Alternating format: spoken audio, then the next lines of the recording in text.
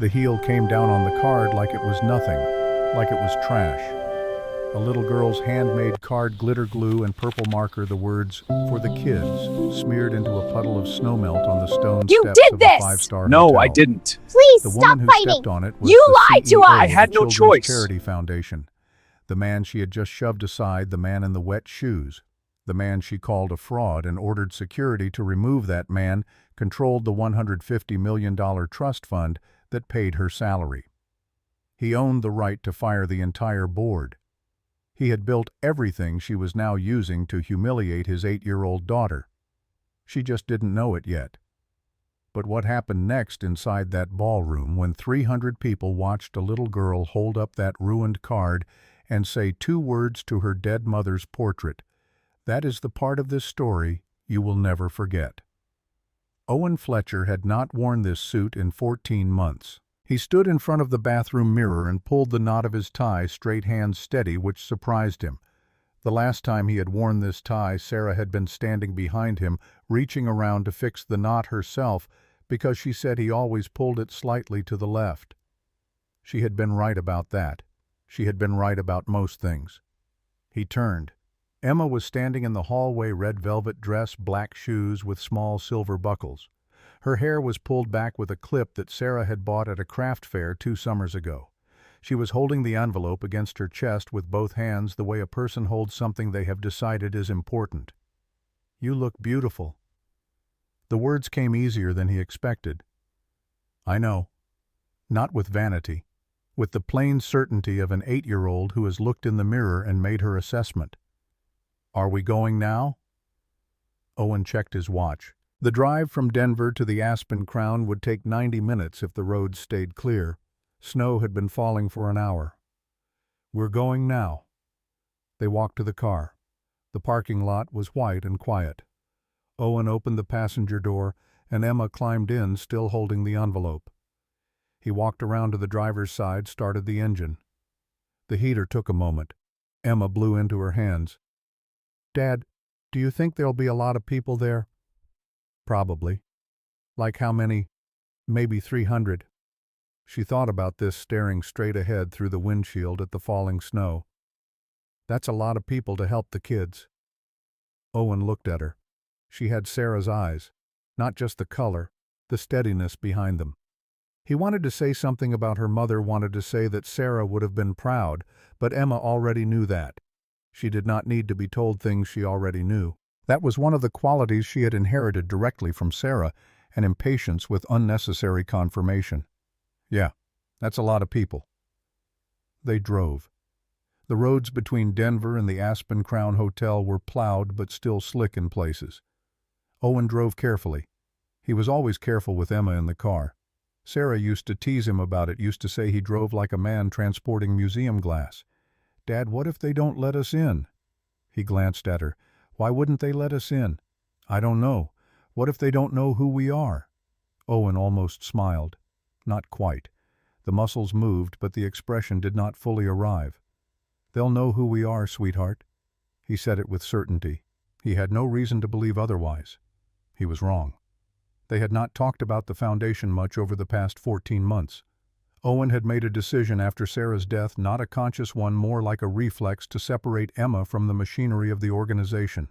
The board meetings, the financial calls, the operational discussions about program funding. He had told himself he was protecting her. What he had actually been doing was retreating, and he had taken Emma with him into that retreat without asking whether she wanted to go. 3 weeks ago, on a Tuesday morning over pancakes, Emma had ended the retreat herself. She had come to the kitchen table holding a yellow legal pad. Owen recognized it immediately.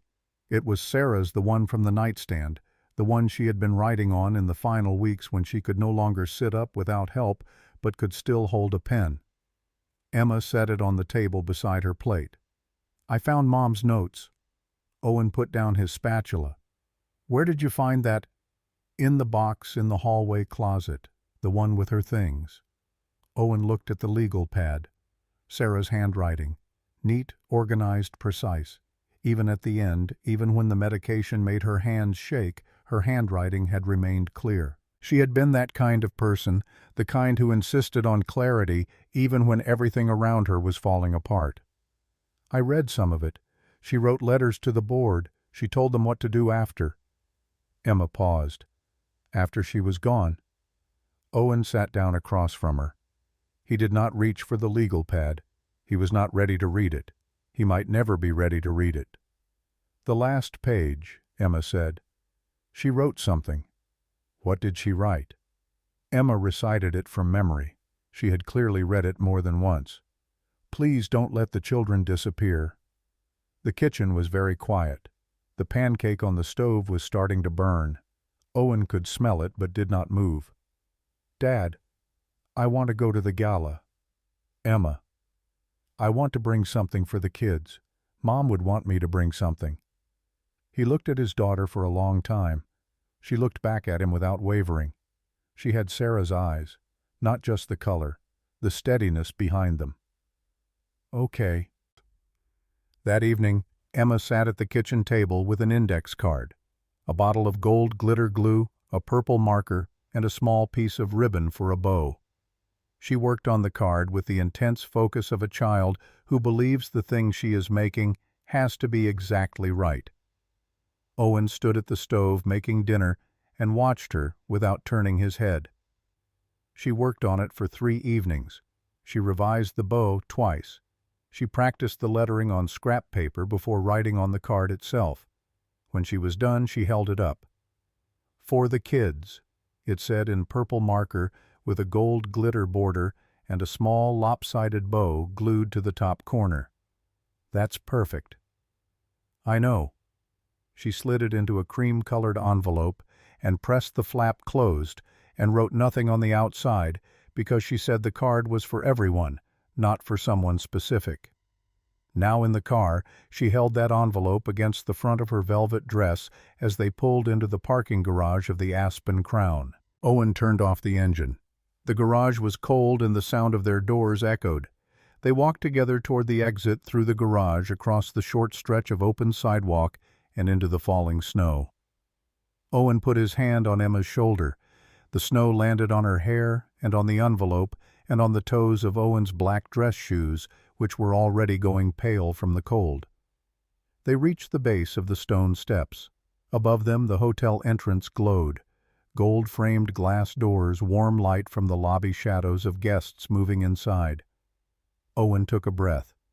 He had not been in this building since Sarah's funeral reception, which had been held in the second-floor event space 14 months ago. 300 people had come. He remembered almost none of it. Ready. Ready. They climbed the steps. A woman was standing just inside the entrance. She had dark hair swept sharply back and she wore a tailored black blazer and held a clipboard. She was already watching them. She had been watching them since the parking garage exit. Her name was Vanessa Cole. She had been appointed CEO of the Foundation's philanthropic division 14 months ago by the board during Owen's medical leave. A cardiac episode, mild, but enough to put him in the hospital for 4 days. 4 days during which the board had moved with a speed that in retrospect suggested the decision had been made before the ambulance arrived. Vanessa pushed the door open before they reached it. She stepped into the gap between the door and the frame, not quite blocking the entrance, but making it clear that the entrance was hers to grant. "This is a private event." Her voice was polite in the way that expensive things are polite, smooth on the surface and hard underneath. "Black tie invitations only." "We have an invitation." Owen reached into his jacket pocket and produced the cream envelope, the formal invitation that had been sent to his home address, his name embossed on the front in gold lettering. He held it out to her. Vanessa glanced at the envelope. She did not take it. "That name is not on my current list. We updated the guest registry last week. My name is Owen Fletcher." She tilted her head, not with recognition, not even with curiosity, with impatience, the look a person gives when they have already categorized you and are now waiting for you to accept the category. "I understand that's what you'd like me to believe." She lowered her voice slightly as though she were doing him a courtesy by being discreet. "But we've had individuals before who attempt to use this kind of occasion to solicit. It's disruptive for our guests. It's disruptive for the children we're here to support. Owen's hand was still extended, holding the invitation. "I'm asking you to look at the invitation."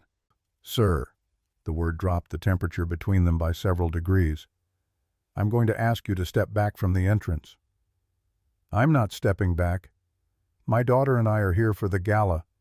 My wife built this foundation." Vanessa reached forward and took Owen's arm. Not gently, not the way you guide someone, the way you move an obstacle. She gripped his forearm through the wool of his jacket and pulled him 2 steps to the side, away from the center of the doorway, toward the iron railing that ran along the edge of the landing. His dress shoe caught the edge of the wet granite. His foot slid. He stumbled sideways, catching himself on the railing with his free hand. The motion was awkward and sudden, the kind of movement that strips a person of composure in an instant. Emma made a sound, not a scream, a sharp intake of breath, the specific noise a child makes when the world does something it is not supposed to do. The cream-colored envelope fell from Emma's hand. It struck the wet stone and opened on impact. The card slid out: gold glitter glue, purple marker, a lopsided bow, "for the kids." It landed face up in a thin puddle of snowmelt. Vanessa looked down at it, and then she stepped forward and the heel of her shoe came down on the corner of the card. It was not deliberate. Or maybe it was. It did not matter. The heel pressed into the card, and the sound it made was very small and very final. The glitter smeared, the ink bled, the corner crumpled under the weight. Security. Vanessa lifted her chin toward the 2 guards visible just inside the lobby. "Please remove these 2 from the entrance." Owen looked at the card on the ground. He looked at the heel mark on it. He looked at the glitter dissolving into the snowmelt. Then he crouched down slowly and picked it up. The bottom corner was wet and torn. The bow was crushed. The purple letters had smudged, but you could still read them. "For the kids." He held the card in both hands and looked at it for a long moment, and his face was very still. "She made that card." It was Emma's voice. Quiet, steady, the particular steadiness of a child who is using every bit of control she has not to break apart. "My mom, she told me to bring something." Vanessa's expression did not change. "I'm sorry for your loss." She said it the way a person reads a line from a script they did not write. "It's for the kids," Emma said. She was looking at the card in her father's hands. "Mom said if we stopped helping the kids it would have all been for nothing." Vanessa's mouth tightened almost imperceptibly. She looked at Emma, then at Owen, and then she said something quietly under her breath, almost to herself. "The dead mother angle is very moving." The words hung in the cold air between the 3 of them. They did not dissipate. They did not soften. They sat in the space where they had been spoken, and they stayed. It did not matter whether Vanessa intended Emma to hear it. Owen heard it. And from the way Emma's face went blank, the way her eyes stopped blinking, the way her body went completely still in her red velvet dress on the wet stone landing, Owen understood that his daughter had heard it too. He felt something in his chest. It was not grief. He had lived inside grief for 14 months. He knew its weight, its texture, the way it sat behind his ribs like a second heartbeat. This was not that. This was past grief, on the other side of it, something cold and clear and absolutely composed. "Emma," he said softly, "can you hold this for me?" He handed her the card. She took it with both hands and held it against her chest. She held it the way a soldier holds a flag, not loosely, not carelessly, as though someone had trusted her with it, and she had decided she would not let go. Owen straightened. He adjusted his jacket. He wiped the snowmelt from his hands, and he turned to face Vanessa Cole with the particular stillness of a man who has made a decision that he will not revisit. Not tonight, not ever. "My name is Owen Fletcher. I am the sole trustee of the Sarah Fletcher Memorial Trust. I hold control over the $150 million endowment fund that finances this foundation, this building lease, and your employment contract." He paused. Not for effect, because what he said next needed to arrive clearly. "I would like you to check that claim before you say another word." Vanessa's expression moved. It was involuntary, the kind of rearrangement a face makes when the floor beneath it has shifted and the body has not yet caught up.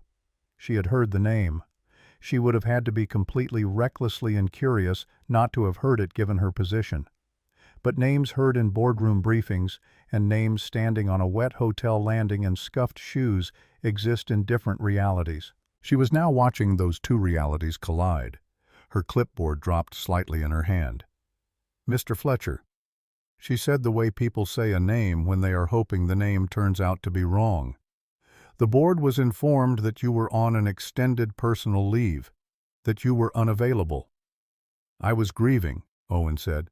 "I'm here now." He reached into his pocket and held out his phone.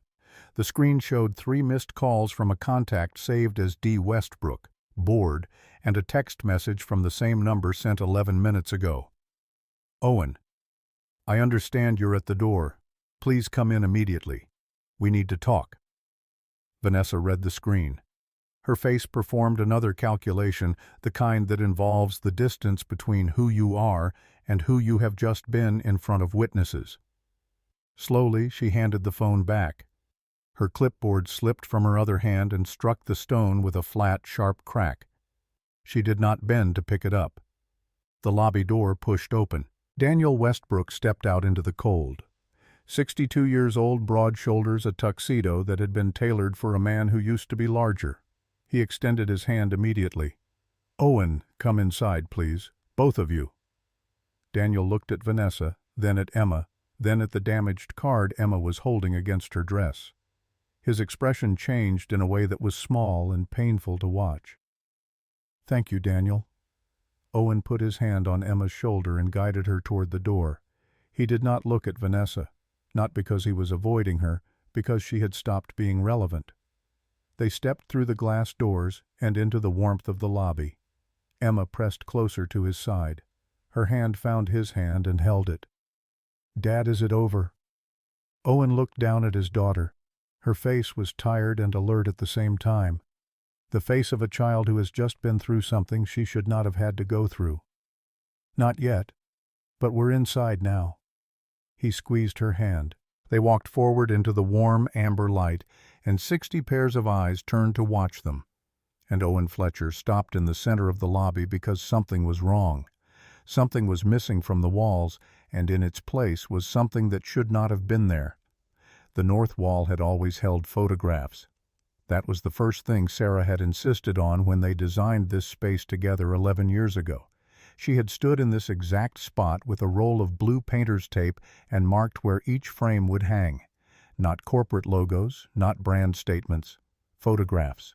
Children at program graduations. Families moving into stable housing.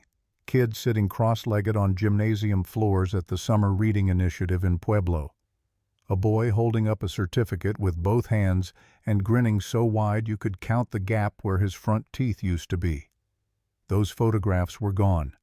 Every single one. In their place, mounted behind glass in 4 different sizes, was the Greystone Capital corporate logo.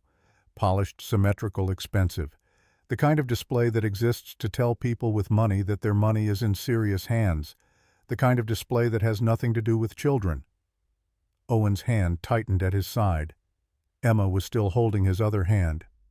She was looking up at the wall too, but she did not recognize what was missing. She had been too young during the last gala to remember the photographs in detail. She only knew that something about her father's posture had changed. "Dad, what's wrong?" Owen did not answer immediately. He was counting. The wall had held 43 photographs the last time he had been here. 43 faces, 43 children whose lives had been changed by the foundation Sarah built. Now there were 4 logos. "Daniel." His voice was quiet, but Daniel Westbrook heard it and came closer immediately. "What happened to the photographs?" Daniel looked at the wall. His jaw tightened. That was one of the changes made in the restructuring. Vanessa and Richard Holloway pushed it through the Communications Committee in September. They called it a brand alignment initiative. A brand alignment initiative. Owen repeated the words the way you say something that tastes wrong. "I voted against it. For whatever that's worth now. I was outnumbered 3-2. "Who voted for it?" "Richard, Vanessa, and Paul Brennan." Owen knew Paul Brennan. Sarah had brought him onto the board 5 years ago because he ran a logistics company, and she said the foundation needed someone who understood supply chains. Paul had always been quiet in meetings, agreeable, the kind of board member who nods first and asks questions later. Owen had never thought much about him either way. Now he thought about him. "Where is Richard?" Daniel hesitated. "He's inside, table 7 near the windows." "Owen, there are things I need to show you tonight, things that go beyond the photographs." "I can see that." "Not here. After the program. I have documents." Owen looked at Daniel. Daniel met his eyes and held them. And in that look was something Owen had not expected. It was not just concern. It was fear. Daniel Westbrook was afraid, not of Owen, of what Owen was about to find. "Fine.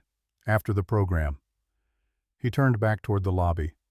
60 guests had been watching the confrontation at the entrance, some openly, some from behind champagne glasses and turned shoulders. Now they were watching Owen with a different kind of attention. Several were holding their phones at hip-level screens angled upward. Owen was aware of this. He did not care about it. What he cared about was the fact that his dead wife's photographs had been pulled off the wall of the foundation she built and replaced with a corporate logo, and that somewhere inside this building 300 people were attending a gala in Sarah's name, raising money in Sarah's name, and the woman who had just shoved Owen aside at the entrance and stepped on his daughter's card was the person they had put in charge. He thought about the yellow legal pad. Please don't let the children disappear. He had let them disappear. Not deliberately, not maliciously, but through absence, which in the end produced the same result. "I'd like to say something." He did not say it loudly. He did not raise his voice. He spoke at conversational volume standing in the center of the lobby. And the room went quiet in the specific way a room goes quiet when the people in it understand that the atmosphere has shifted and the next thing said will matter. Daniel put a hand on his arm. "Owen, are you sure you want to do this here?" "Yes." Daniel removed his hand. He stepped back half a step, not away from Owen beside him. It was a small movement, but several people in the lobby noticed it. And what they noticed was that the board chairman of the foundation had just physically positioned himself next to the man in the wet shoes and not next to the woman with the clipboard. "My name is Owen Fletcher. I founded Greystone Capital 22 years ago. Through our philanthropic division, I established the Sarah Fletcher Children's Foundation, which tonight in my wife's name is hosting this gala." He paused. Not for effect, because the next sentence was harder to say than he had expected. "My wife built this foundation from scratch. She died 14 months ago. My daughter made a card to bring tonight because her mother asked her to keep helping. That card was stepped on at the entrance by the woman who was appointed to run the organization my wife created." He let the sentence end there. He did not elaborate. He did not describe what had happened on the landing. He did not need to. 11 people had filmed it. "I would like someone to explain to me why the photographs of the children we serve have been removed from this wall." Nobody spoke. A woman near the coat check put her hand over her mouth. A man in a navy tuxedo looked at the floor. Near the back of the lobby, half hidden by a stone column, a man in a gray tuxedo took a quiet step sideways, creating distance between himself and the spot where he had just been standing. That man was Richard Holloway. Owen saw the movement. He filed it.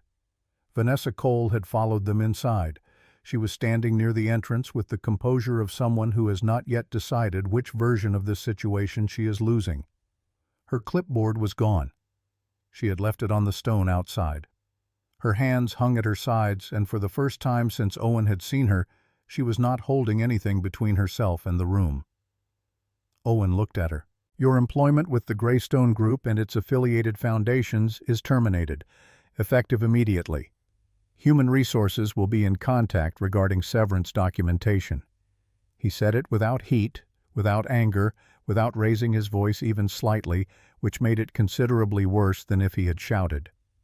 The 2 security guards who had been moving toward Owen at Vanessa's instruction had stopped.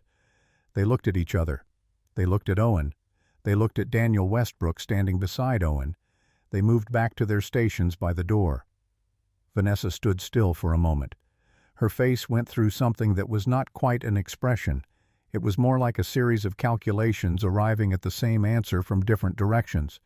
And the answer was that this was real, and it was not going to reverse, and the 60 people in this lobby had just watched it happen. She walked to the reception desk. She set something down on it. Owen did not see what. Then she walked to the side exit, opened the door, and left. The door closed behind her with a soft, definitive sound. The kind of sound that ends a chapter. A murmur moved through the lobby, voices low and uncertain, the sound of people reassessing the evening they had walked into. Daniel touched Owen's arm again. "The ballroom, come." Owen looked down at Emma. She was still holding the card against her chest. She had not moved during his entire speech.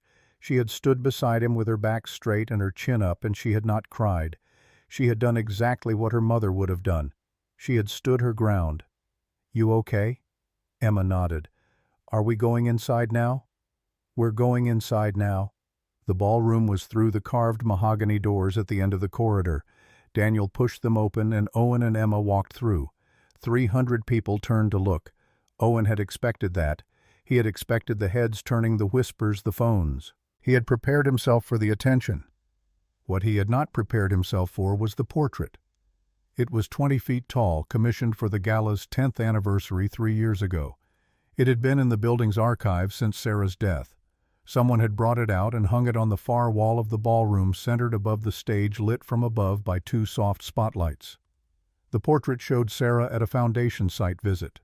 She was crouching beside a 7-year-old boy in a winter coat that was 2 sizes too large. Sarah was laughing. Her hair was falling across her face. The boy was pointing at something outside the frame, and Sarah was looking at whatever it was with the expression she always wore when a child showed her something. Full attention, full delight, as though nothing else in the world existed. Owen stopped walking. His chest locked. He could not have moved forward in that moment if someone had pushed him. Daniel had done this. Owen understood it immediately. Daniel had given the instruction to hang the portrait the moment he learned Owen was coming. It was not a gesture. It was a correction. It was Daniel saying without words, "This is what this room is supposed to look like." Owen stood in the doorway of the ballroom and looked at his wife's face, 20 feet tall and radiant. And for the first time in 14 months, grief hit him not as weight, but as warmth. Not as something pressing down, but as something breaking open. Emma stopped beside him. She looked up at the portrait. She looked at it for a long time. The room was so quiet that Owen could hear the candle flames on the nearest table shifting in the draft from the open door. "Hi, Mom." Emma said it simply.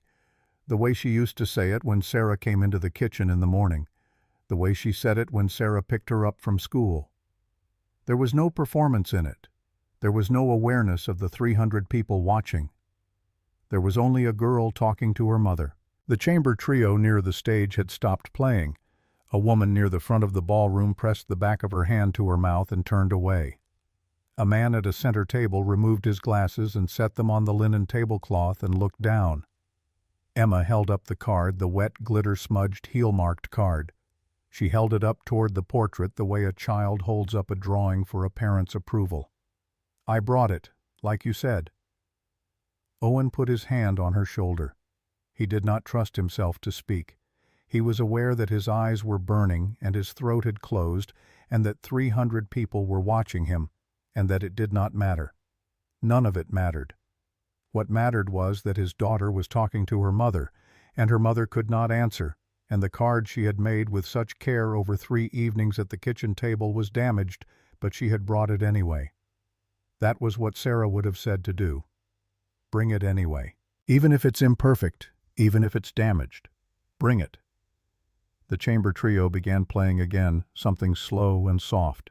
The room exhaled. Owen guided Emma to a table near the front. Daniel had reserved seats for them, which meant Daniel had known Owen was coming before Owen had arrived at the entrance, which meant Daniel had been trying to reach him. Owen remembered the missed calls on his phone, 3 from Daniel. He had ignored them during the drive. He had not been ignoring Daniel specifically. He had been ignoring everything connected to the foundation for 14 months. The calls had been one more thing he was not ready for. He pulled out Emma's chair and she sat down and placed the card carefully on the table in front of her, smoothing the damaged corner with her fingertip. Owen sat beside her. A waiter came. Water for both of them. Emma took a sip and looked around the ballroom with wide, careful eyes. She was taking it in the ceiling, the string lights, the candles, the people. She had never been to a gala before. Sarah had always said she was too young. Sarah had planned to bring her when she turned 10. Sarah had not made it to 10. Dad, this is what Mom built. This is what Mom built. It's big. It started small. It started at our kitchen table. Emma considered this. Our kitchen table. Our old house. Before you were born. Mom and I sat at the kitchen table and she told me she wanted to start a foundation. She had a notebook. She had a plan. She had already talked to 3 families who needed help. Owen paused. She didn't ask me for permission. She asked me for a folding table and a phone line. What did you say? I said yes. I always said yes to your mother when she had that look. What look? The look that meant she had already decided and was giving me the courtesy of pretending I had a choice. Emma smiled. It was a small smile, but it was real, and it broke something in Owen's chest that needed to be broken. The first course was served. Owen did not eat much. Emma ate everything on her plate and asked if there was more bread. Owen flagged a waiter and got her more bread. She buttered it with the precision of a surgeon. Around them, the gala continued. Speeches were given from the stage. A video played showing clips of children in the programs. Owen watched the video and recognized several of the locations. The community center in Pueblo, the gymnasium in Colorado Springs, the housing campus in Denver. Sarah had driven to each of those sites personally, sometimes 3 in a week, sometimes with Emma asleep in the car seat in the back. After the first course, Daniel appeared at the table. He came without a plate. He sat down across from Owen and placed a manila folder on the linen between them. He had the look of a man who had been trying to have this conversation for a very long time. I need you to look at these. Not in detail, not tonight, but you need to see them. Owen looked at the folder. It was thick. The corners were worn in a way that suggested it had been opened and closed many times. What is it? Financial decisions that were made in your absence. Decisions that should have required your authorization. Decisions that should have been yours and only yours to approve. Owen opened the folder. He did not read the documents in detail. This was not the time or the place, but he read enough. He read the summary pages. He read the budget reallocations. He read the line items. The Foundation's core youth programs in Denver and Colorado Springs had been defunded. The after-school tutoring initiative gone. The transitional housing stipend program gone. The school supply distribution network that had operated in 4 counties for 9 years suspended. The money had been redirected to a budget line described as organizational infrastructure and executive capacity building. Owen had spent 22 years in business. He knew what those words meant. They meant the money had been moved somewhere it was not supposed to go. There was more. A series of payments to a consulting firm called Summit Strategy Partners. No prior relationship with the foundation. No documented deliverables. 12 payments over 11 months. Owen added them in his head before he reached the bottom of the summary sheet where Daniel had circled a number in red ink. $82 million. Owen looked at the number. He read it again. He closed the folder slowly and placed both hands flat on the table. Summit Strategy Partners. Registered in Delaware, Daniel said. The sole listed officer is a name that appears nowhere else in public records. No LinkedIn, no business filings, no tax history. It's a ghost.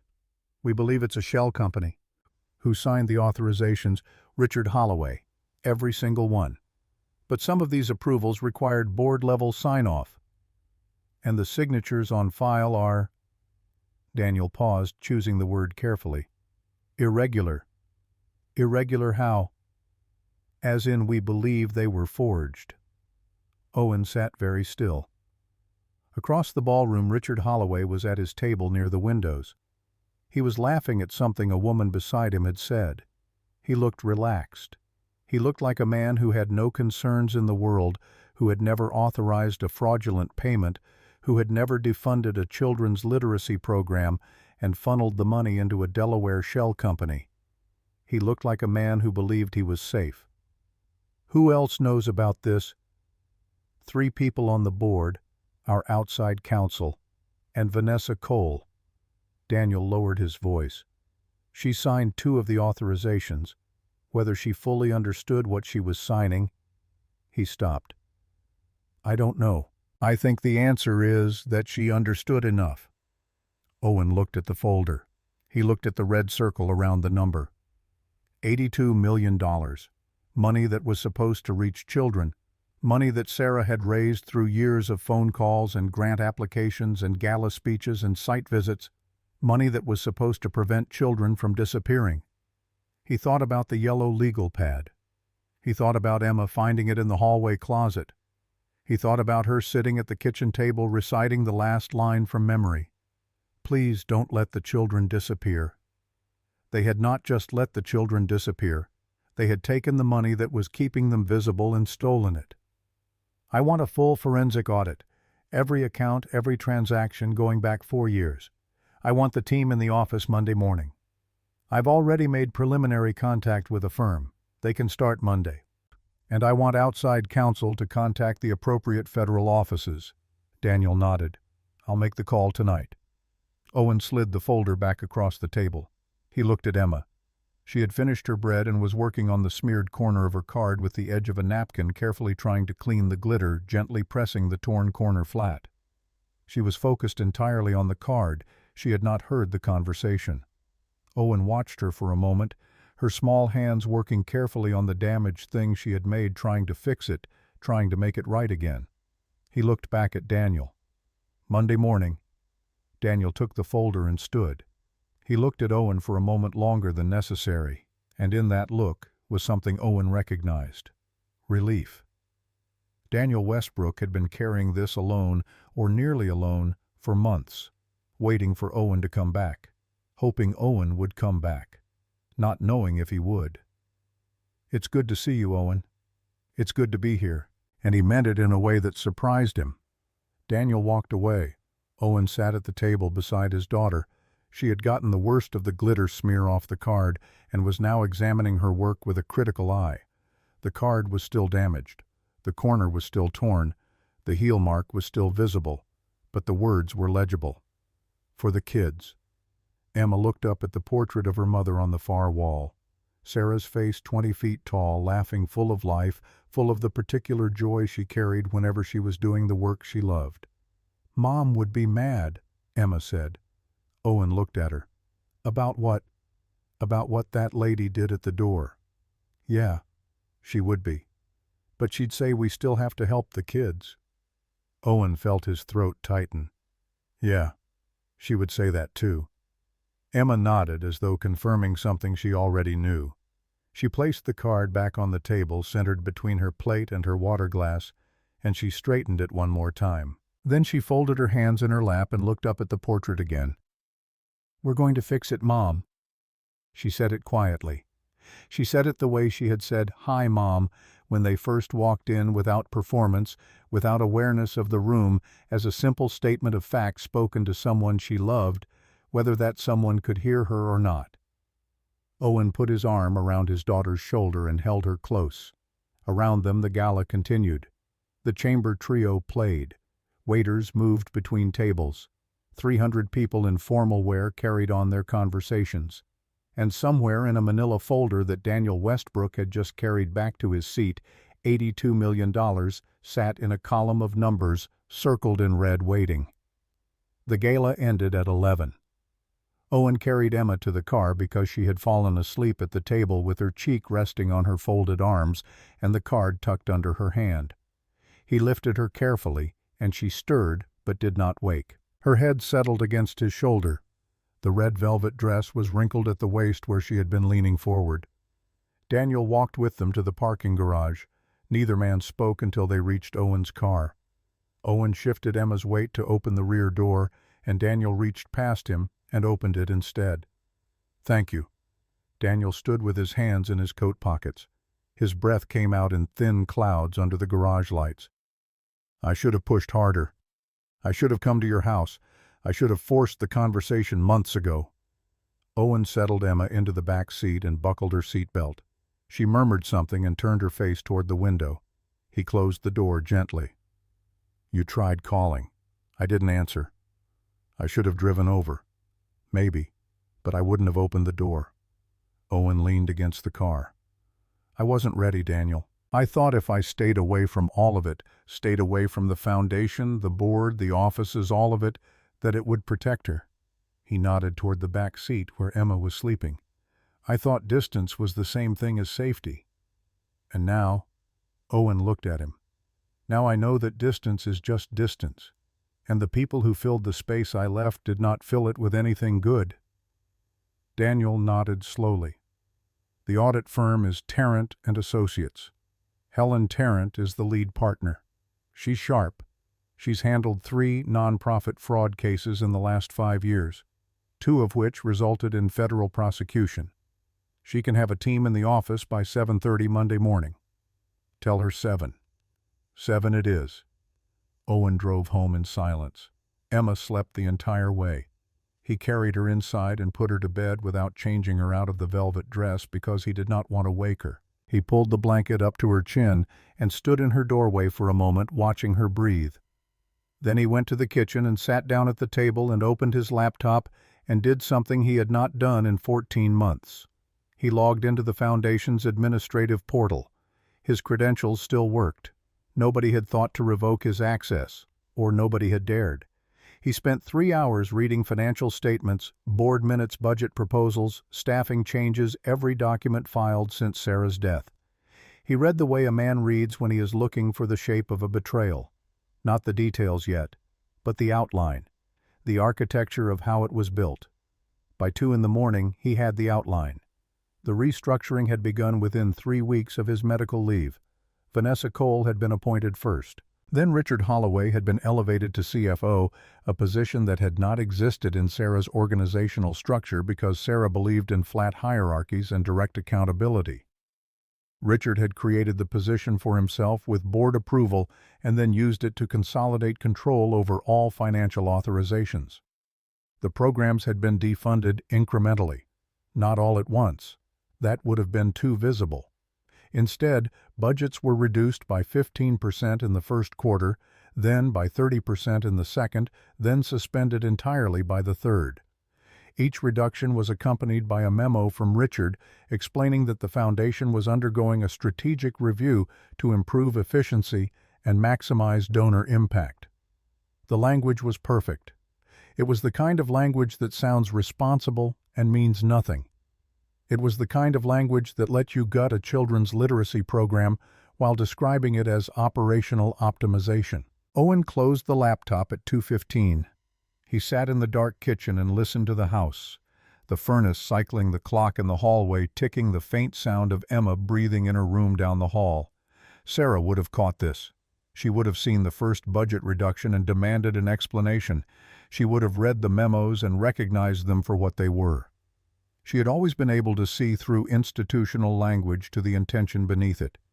It was one of her gifts. Owen had the gift of building things. Sarah had the gift of seeing what was wrong with what had been built. But Sarah was gone. And Owen had been gone too in his own way. And in the space they left, Richard Holloway had built something very ugly very quickly. Owen went to bed. He did not sleep well. Sunday morning arrived gray and cold. Owen woke at 6 and made coffee and sat at the kitchen table with his phone. He had 43 missed calls, 27 voicemails, 16 text messages from numbers he did not recognize. He opened his phone and scrolled through the messages. Most were from journalists. 3 were from television producers. 2 were from people he had worked with at Greystone years ago and had not spoken to since. 1 was from a neighbor he had never met. It said simply, "Your daughter is braver than most adults I know." He put the letter in the drawer with Sarah's things. Emma came into the kitchen at 8:30, still in the velvet dress. Her hair was tangled and there was a crease on her cheek from the pillowcase.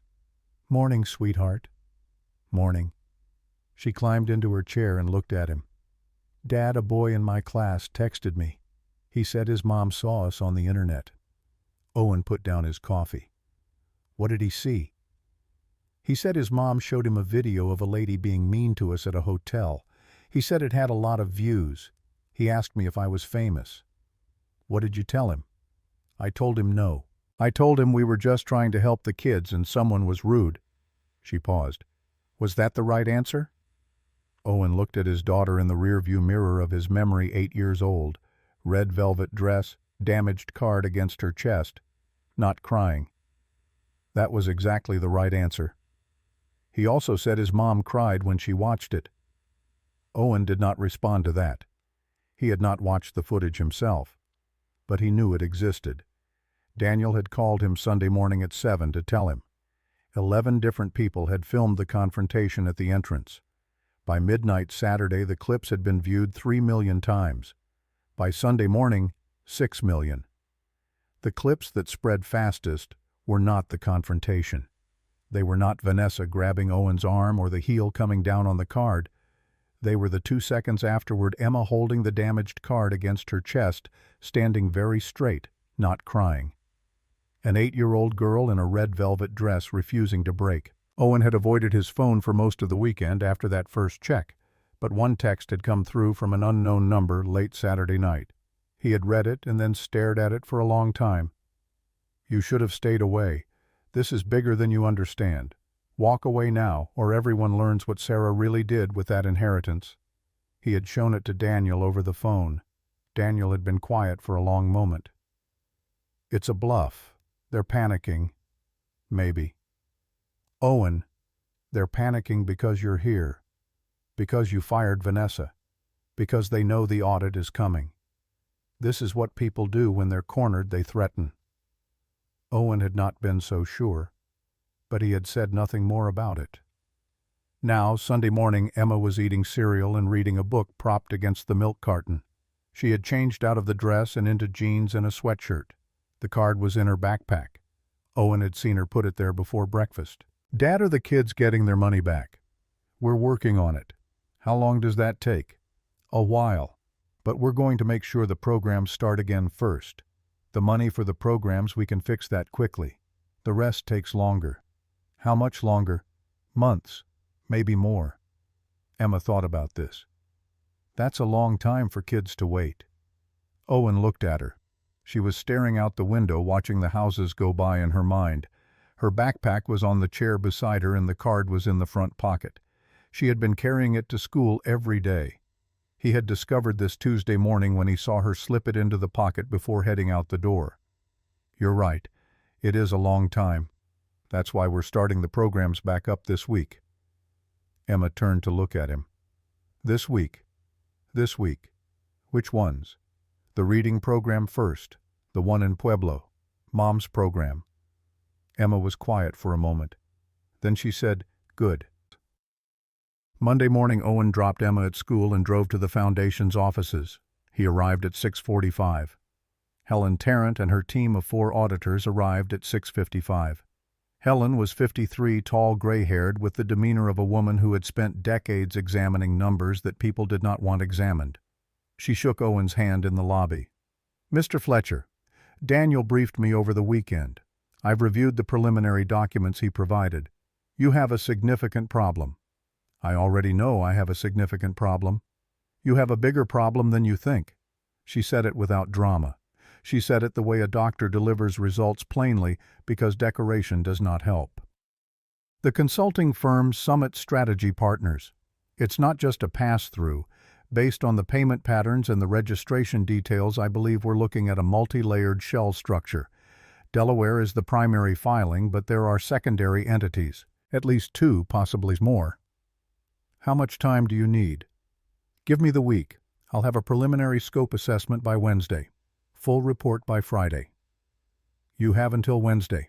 I want federal notification by Thursday. Helen raised an eyebrow. That's aggressive. $82 million was stolen from children's programs. I don't have a lot of patience for caution right now. She studied him for a moment. Wednesday. I'll make it work. The auditors went to work. They moved through the Foundation's offices with the quiet, methodical efficiency of people who have done this before and know exactly which drawers to open first. Owen gave them full access, every server, every filing cabinet, every email archive. He spent the morning in Sarah's office. It had been converted into a conference room 6 months ago. Her desk was gone. Her bookshelves were gone. The framed photograph of Emma that had sat on her desk since Emma was 3 was gone. In its place was a long table, 8 chairs, and a whiteboard with the words Q4 Strategic Priorities written across the top in red marker. Owen stood in the doorway and looked at the room that used to be his wife's and felt the cold, composed thing in his chest again. The thing that was past grief, the thing that had edges. At 11:30, Helen knocked on the door frame. "You need to see something." Owen followed her to the small office they had converted into their temporary workspace.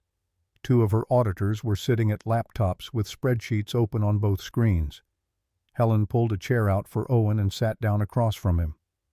"We found the literacy program, Sarah's program, the one she built for rural Colorado. I know the program. She built it from scratch, 900 kids across 3 counties. It was defunded 6 months ago. Every dollar of its budget was moved into the administrative line. But that's not what I wanted to show you." She turned one of the laptops toward him. "This is the payment record for Summit Strategy Partners.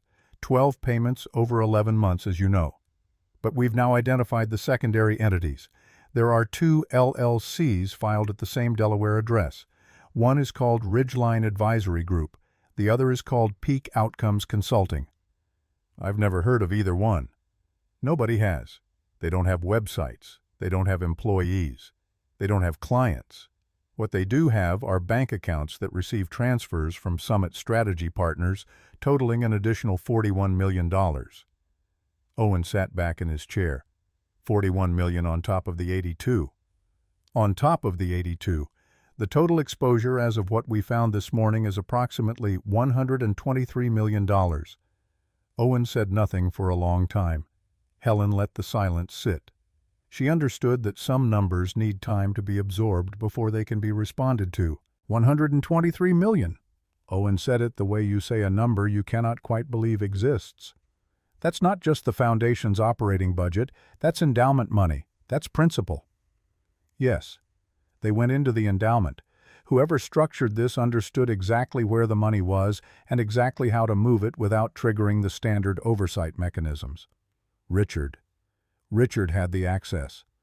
Whether he had the sophistication to design the shell structure himself is another question. This was not amateur work, Mr. Fletcher. This was built by someone who understood nonprofit financial architecture at a very high level. Owen thought about Richard Holloway laughing at his table at the Gala. Relaxed, comfortable, a glass of wine in his hand, the face of a man who believed he had gotten away with it. What about Vanessa Cole? Helen pulled up another screen. She signed 2 of the 12 authorizations. Both were for Summit Strategy Partners. Both were for amounts just under the threshold that would have triggered automatic board review. One for $950,000, one for $975,000. Just under $1 million each time. Exactly under. That's not a coincidence. Someone told her where to sign and how much to approve. Whether she knew the full scope of what she was enabling is a question for the prosecutors, not for us. Owen stood. He walked to the window and looked out at the parking lot. A normal Monday. Cars arriving, people going to work. The ordinary machinery of a day continuing while inside this building the evidence of a massive theft was being assembled page by page. Sarah built this foundation to help children who had nothing. She worked on it until she could not sit up anymore. She wrote notes from her hospital bed so that the work would continue after she was gone. He turned from the window. I want every dollar traced. I want every account identified. I want the full architecture of what they built. And I want it documented so completely that when the federal prosecutors open the file, they don't have a single question that isn't already answered. Helen nodded. That's what we do. By Wednesday afternoon, the scope had expanded beyond anything Daniel had anticipated when he first brought the manila folder to Owen's table at the Gala. The auditors had identified not 2 but 4 subsidiary entities connected to the Delaware filing address. They had traced wire transfers across 3 states. They had found forged signatures on 7 board authorization signatures that were supposed to belong to 2 board members who, when contacted by Helen's team, confirmed they had never seen the documents in question. Helen delivered the preliminary assessment to Owen in a conference call at 4 on Wednesday. Owen was at his kitchen table. Emma was at a friend's house after school. The house was quiet. 42 potential counts: wire fraud, breach of fiduciary duty, money laundering through the nonprofit structure, forgery of authorizing signatures, and depending on how the prosecutors want to frame the endowment withdrawals, potential embezzlement charges. The total $123 million confirmed. There may be more. We're still pulling threads on a 5th entity that appeared in the records this morning. If that one is connected, we could be looking at 140-150. Owen wrote the number on a piece of paper. $123 million. He looked at it. He thought about what that money was supposed to have done, how many children it was supposed to have fed, how many families it was supposed to have housed, how many kids were supposed to have learned to read because Sarah Fletcher decided they deserved the chance. Contact the federal offices tomorrow morning. Already scheduled. I have a call with the U.S. Attorney's Office at 9. Owen hung up. He sat at the kitchen table and looked at the number on the piece of paper. A children's literacy program that served 900 kids in rural Colorado. Defunded. A transitional housing stipend that kept families off the street in Denver. Defunded. An after-school tutoring initiative that Sarah had launched with a single volunteer in a church basement. Defunded. A school supply distribution network that had operated in 4 counties for 9 years. Suspended. All of it gone. All of it folded into budget lines with names like organizational infrastructure and executive capacity building. All of it converted into wire transfers to shell companies in Delaware. Owen picked up his phone and called Daniel. "How long did you know?" Daniel was quiet for a moment. "I started noticing irregularities in June. Small things at first. Budget lines that didn't match board approvals.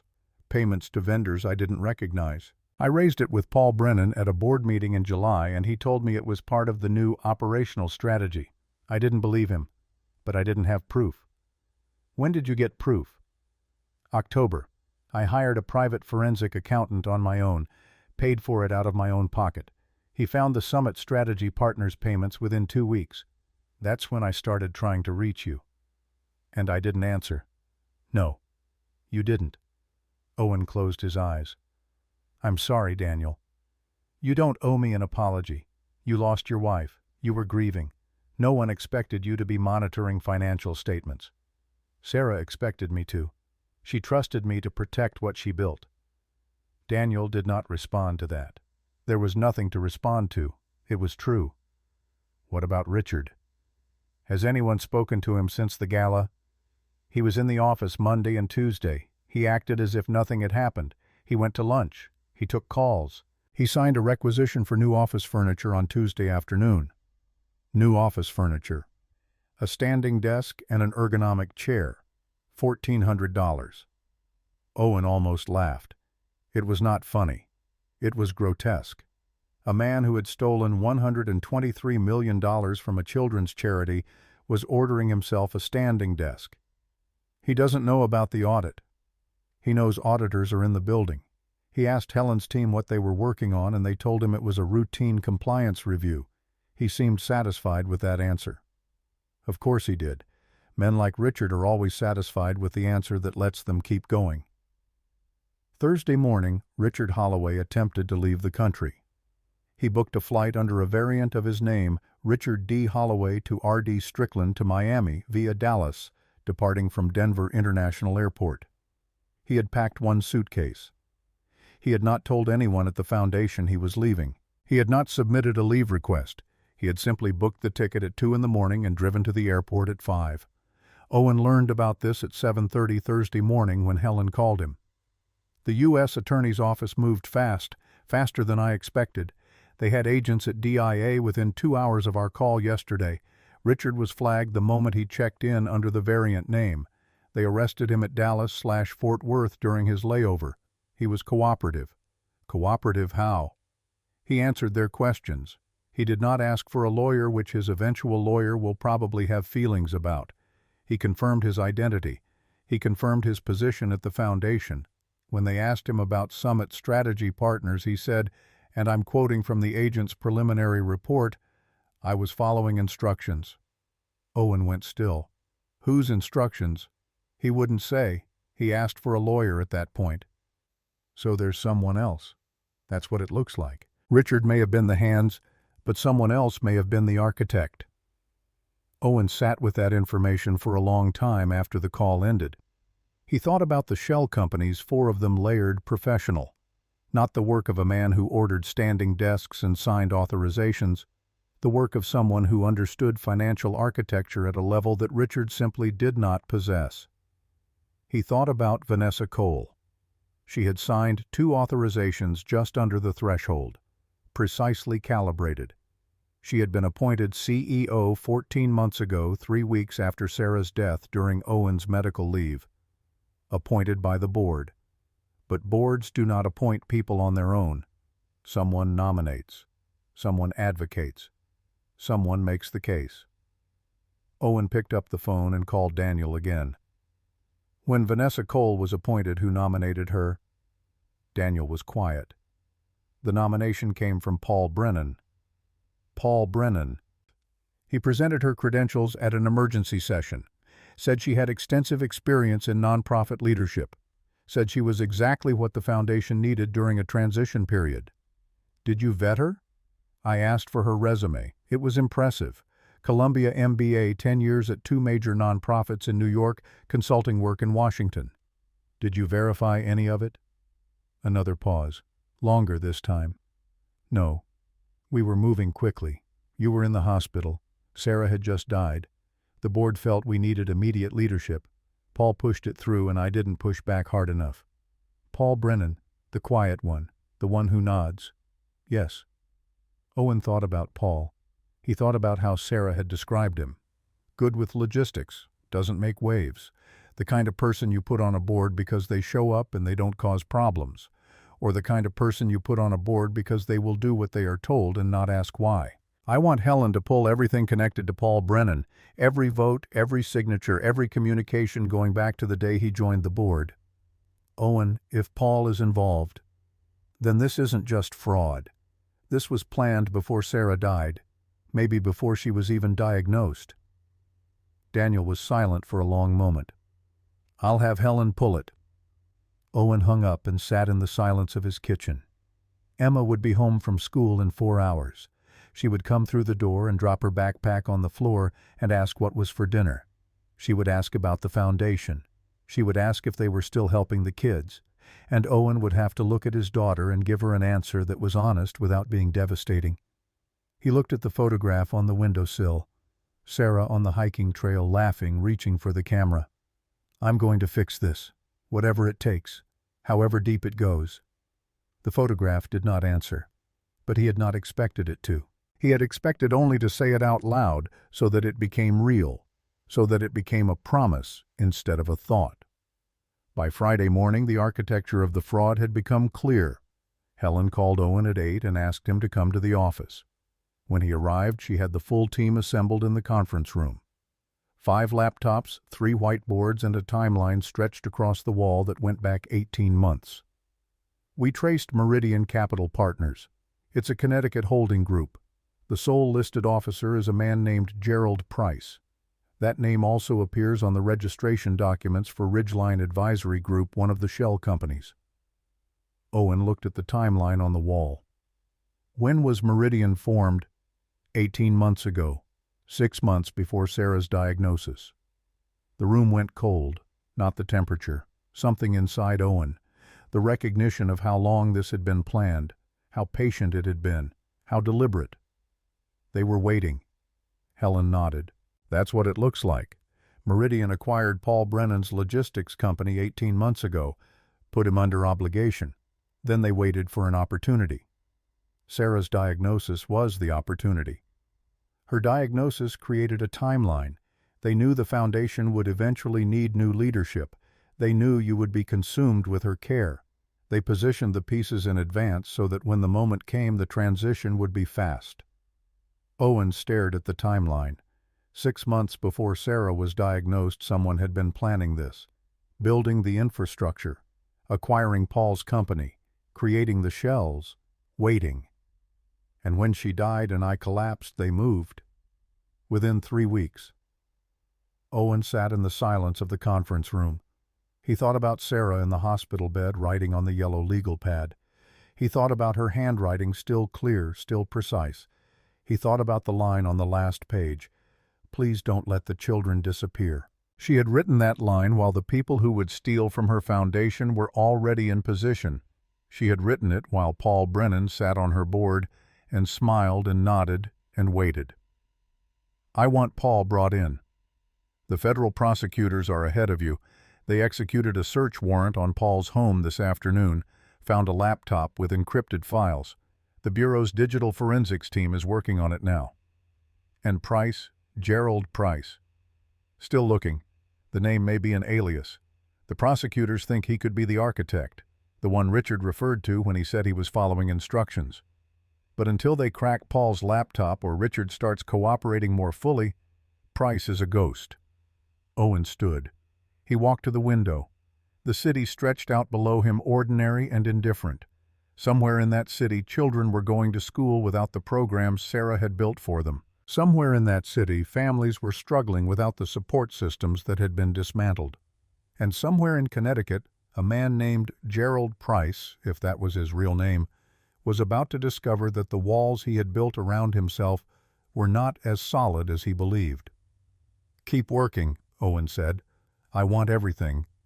That evening, after Emma was in bed, Owen received another text from the unknown number.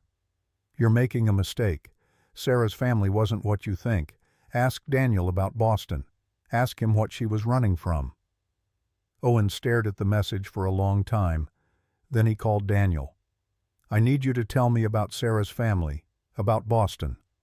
Daniel was quiet. "What do you want to know?"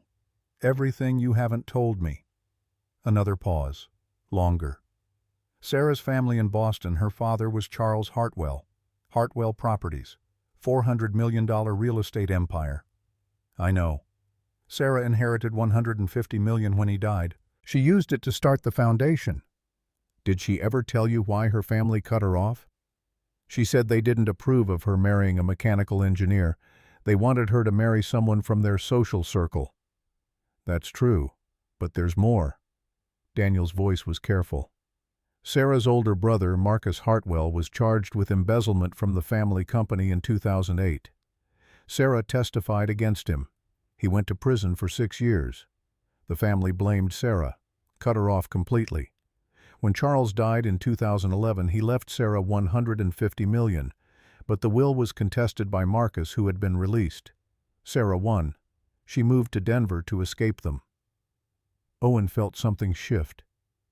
If someone is threatening to expose Sarah's past, they might be planning to claim Sarah's inheritance was tainted, that she was involved in her brother's embezzlement. That's insane. Sarah was the whistleblower. But mud sticks. If they start feeding stories to the press about family embezzlement history, it could damage the foundation's reputation, scare donors. Owen was quiet for a long moment. Then he said, "Let them try. Sarah did nothing wrong. She stood up to her own family. She testified against her brother. That's not a scandal. That's courage." "I agree, but I wanted you prepared." Owen hung up.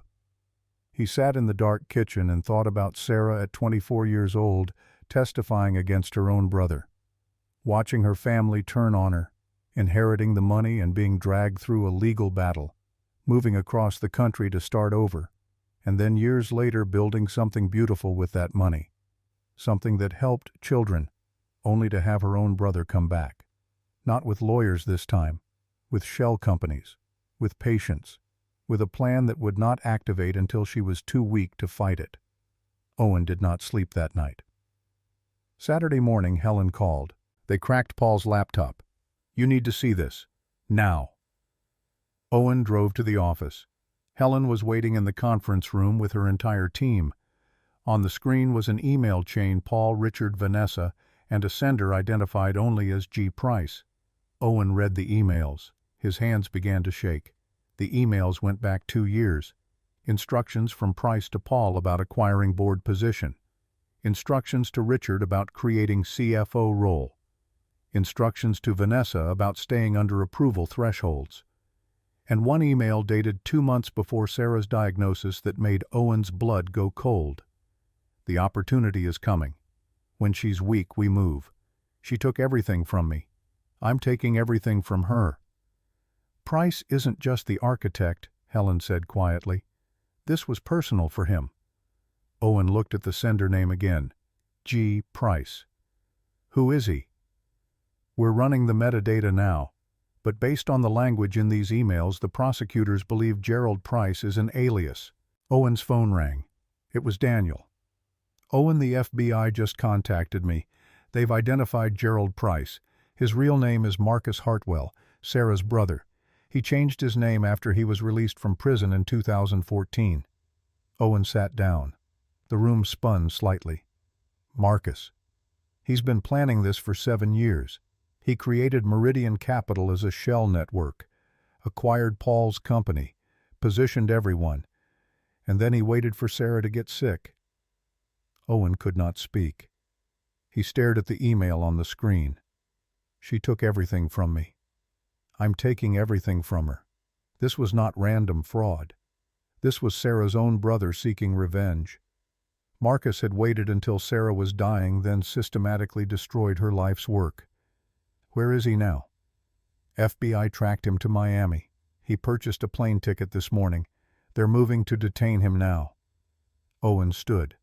I want to see him. Owen, I want to see him.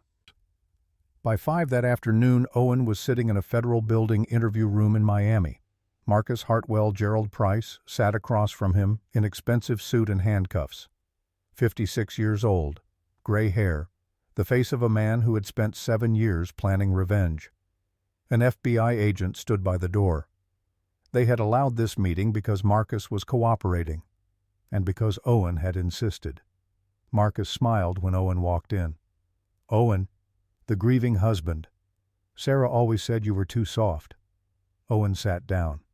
She testified against you because you stole from your own family. She destroyed me. I spent 6 years in prison, my own sister. You stole $123 million from children. I stole from Sarah. The children were just collateral damage. Owen's hands clenched under the table. You did this while she was dying. Marcus leaned forward. I waited 7 years. I built the perfect trap. I bought Paul. I planted Vanessa. I positioned Richard. When Sarah got sick, I knew I had maybe a year. When she died, I knew you'd collapse. You're weak, Owen. You always were. And for 14 months, you gave me exactly what I needed. Absence. You're going to prison for the rest of your life. Marcus smiled. Maybe. But Sarah's legacy is destroyed. Her precious foundation ruined. Every donor will remember this scandal. Every article about her will mention the embezzlement. I took everything from her, just like she took everything from me. Owen stood. He looked at Marcus for a long moment. You didn't take everything. Emma's still here. The kids in those programs are still here. Sarah's work isn't destroyed. It's damaged. There's a difference.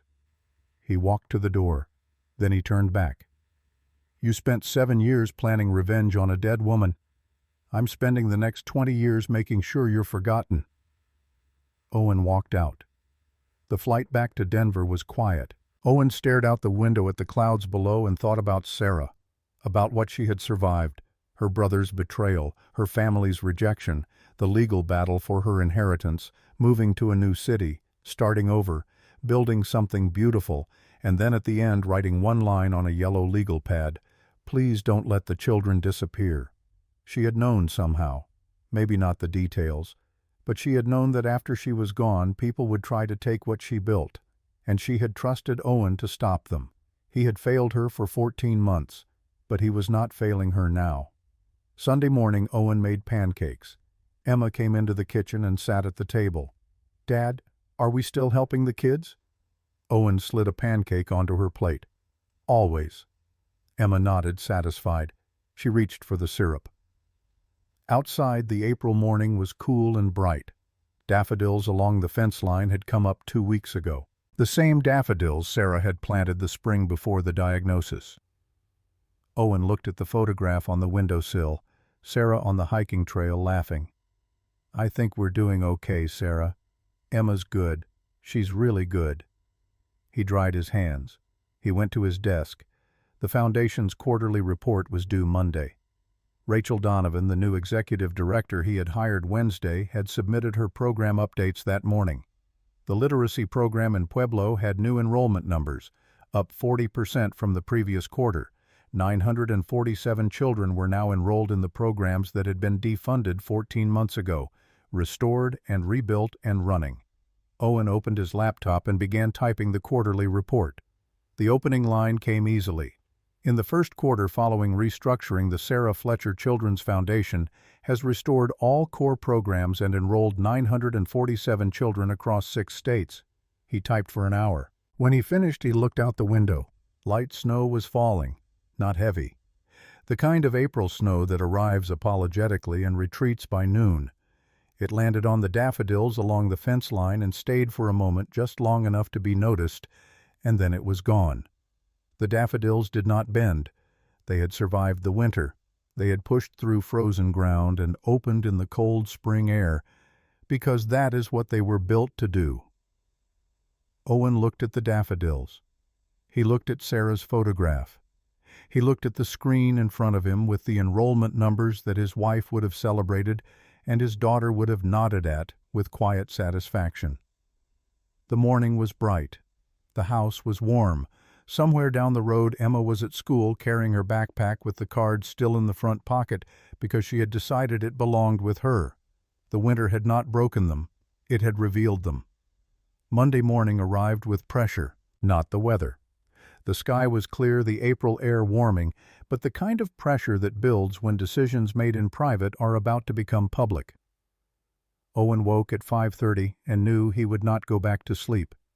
He made coffee and sat at the kitchen table and opened the news on his phone. The Denver Post had published at 6. The headline was careful lawyered but unmistakable. Fletcher Foundation under federal investigation following alleged $123 million fraud. The story had most of it: Summit Strategy Partners, defunded programs, Richard Holloway's arrest. It did not yet have Marcus Hartwell's name. The FBI was holding that until formal charges were filed, but it had enough to create the narrative. Owen read the article twice. It was fair. It was factual. It would still destroy donor confidence for months. Daniel called at 6:15. "The Post story is everywhere. CNN picked it up. So did the Times. We're going to need to get ahead of this." Helen suggested a press conference. "When?" "Friday, day after tomorrow. It gives her time to prepare a public summary, gives the prosecutors a heads up." "Friday," Owen repeated. "Set it up." He hung up and looked at the clock. Emma would be awake in an hour. He needed to tell her before she heard it from someone else. She came into the kitchen at 7:30, already dressed for school. She sat down across from him and poured cereal into her bowl with the careful precision of someone performing a familiar ritual. "Dad, people are going to talk about us today." Owen looked at her. "What do you mean?" "At school. The kids saw the video. Now there's going to be news." She took a bite of cereal. "It's okay. I know what to say." "What are you going to say?" "The truth. That some people stole money from Mom's foundation, that you're fixing it, that we're still helping the kids." Owen felt his throat tighten. 8 years old, and she had already learned how to stand in front of a world that would ask her questions she should not have to answer. "If anyone gives you trouble—" "They won't. Mrs. Peterson said if anyone's mean, they get detention." She looked up at him. "Can I come to the press conference?" "Emma, I want to come. I want to say something." Owen thought about objecting, thought about protecting her from cameras and questions and public scrutiny. But then he remembered Emma standing in the ballroom holding the damaged card up to Sarah's portrait. Not performing, not crying, Just being honest about what mattered. Okay. But only if you want to. You don't have to say anything. I know. But I will. The foundation offices felt different Tuesday morning. The auditors were still there, but the atmosphere had shifted from investigation to preparation. Helen's team had moved from finding evidence to packaging it for prosecutors and public consumption. Owen met with Helen at 9. She had printed the preliminary report, 83 pages, 3 appendices, a timeline that covered 2 walls of the conference room. The prosecutors want to move fast. They're filing formal charges against Richard this week, Marcus and Paul by Friday. Vanessa's lawyer is negotiating a plea she's willing to testify in exchange for reduced charges. What's she offering? Full cooperation. She says Richard told her the payments were legitimate consulting fees. She says she didn't know about the shell companies until October. She says when she found out Marcus threatened her. Do you believe her? Helen considered this. I believe she signed the authorizations. I believe she was paid well to not ask questions. Whether she knew the full scope from the beginning or figured it out halfway through, that's for a jury to decide. And the 5th shell company you mentioned? Confirmed. Horizon Trust Services. Connecticut registration, same address network. Total exposure is now $138 million. Owen wrote the number down. $138 million. Gone from programs. Gone from the endowment. Converted into wire transfers and shell company accounts and whatever lifestyle Marcus Hartwell had been living while he waited for his sister to die. Can we recover any of it? Some. Maybe 30-40 million if we're lucky. The rest is scattered across accounts in different states. It'll take years to trace, and even then much of it has probably been moved or spent. Owen nodded. He had expected that answer. Recovery would be slow, but restoration could be fast. I'm funding the program restart myself, $1 million from my personal accounts this week. That covers immediate operational costs for 6 months. After that, we'll need new donors. You'll get them. The press conference will help. People want to support the foundation now. They want to be part of the fix. Owen hoped she was right. Wednesday morning, Emma made a second card at the kitchen table. Fresh index card, fresh glitter glue, fresh purple marker. The bow was more precise this time, she had practiced. When she finished, she held both cards up side by side, the old damaged one and the new pristine one. Dad, can I bring both to the press conference? Yeah, the old one shows what happened. The new one shows we're not giving up. Owen looked at his daughter. That's perfect. She packed both cards carefully into her backpack. Thursday afternoon, Daniel called with news that shifted the ground again. The prosecutors found something in Marcus's financial records. He didn't just steal from the foundation. He's been living off Sarah's inheritance the whole time. Owen sat down. What do you mean? When Sarah won the legal battle in 2011, she got $150 million. But there was a settlement. Marcus received $5 million to drop his appeal. He was supposed to use it to restart his life. Instead, he spent 4 years building Meridian Capital and the Shell Network. By the time he activated the fraud, he was nearly broke. The foundation money didn't just fund his revenge, it funded his life. So the entire scheme was about money and revenge. Both. He wanted to destroy what Sarah built, and he wanted to get rich doing it. Owen thought about Marcus in that interview room. The smile, the arrogance. I took everything from her. He took nothing. He stole money. He delayed programs. But he didn't touch what mattered. What mattered? The decision. The simple decision that children deserve help. You can't steal that with a wire transfer. Daniel was quiet for a moment. That's what you should say tomorrow. Tomorrow? The press conference. That's the message. They stole money. You're replacing it. They delayed programs. You're restarting them. They attacked the foundation, but the foundation is the decision to help, not the bank account. Owen wrote it down. Friday morning arrived cold and clear. Owen woke Emma at 6:30. They ate breakfast in silence, not uncomfortable, just focused. Emma was wearing her school clothes, not the velvet dress. She had both cards in her backpack. Nervous? Owen asked. A little. Are you? Yeah. Good. Mom always said if you're not nervous, you're not paying attention. They drove to the foundation offices. The conference room had been prepared overnight. Helen's team had worked until 2 in the morning. The photographs were back on the walls. The organizational timeline that Sarah had insisted on installing in 2017 was back on the east wall, showing every program launched, every milestone reached, every child served. 31 journalists sat in folding chairs facing a long table at the front of the room. 4 cameras. 6 board members along the side wall, Daniel at the end of the table, Helen behind him, not visible to the cameras but close enough to advise. Owen walked to the front. Emma walked beside him. He adjusted the microphone. My name is Owen Fletcher. I am the sole trustee of the Sarah Fletcher Memorial Trust. My wife Sarah built this foundation over 11 years to serve children in transitional housing, educational programs, and family support services across 6 states. He paused. 31 journalists waited. 14 months ago, my wife died. I stepped away from the foundation. During my absence, individuals within the organization's leadership systematically defunded the core programs my wife created and redirected foundation funds, including endowment principal, to a network of shell companies.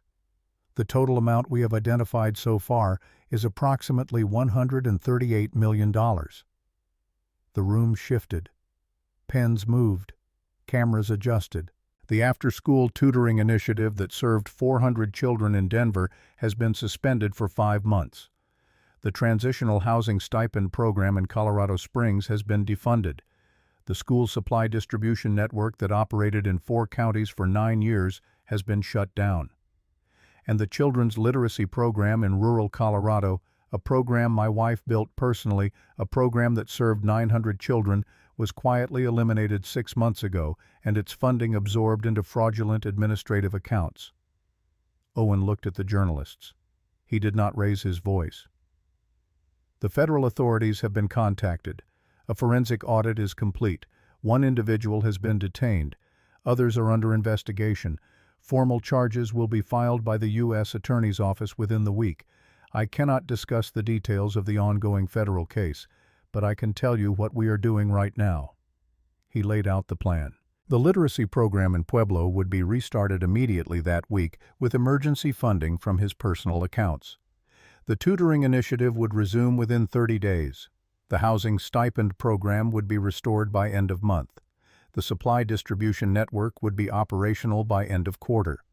An independent oversight committee would be established with no affiliation to Greystone or the Fletcher family.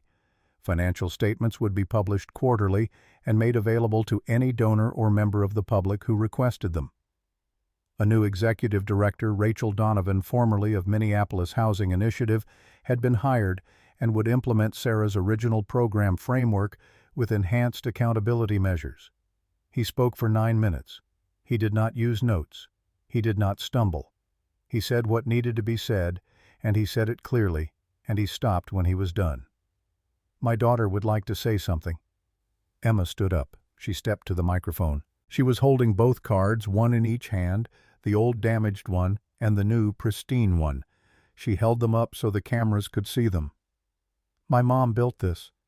Her voice was steady and clear, and it carried to the back of the room without effort.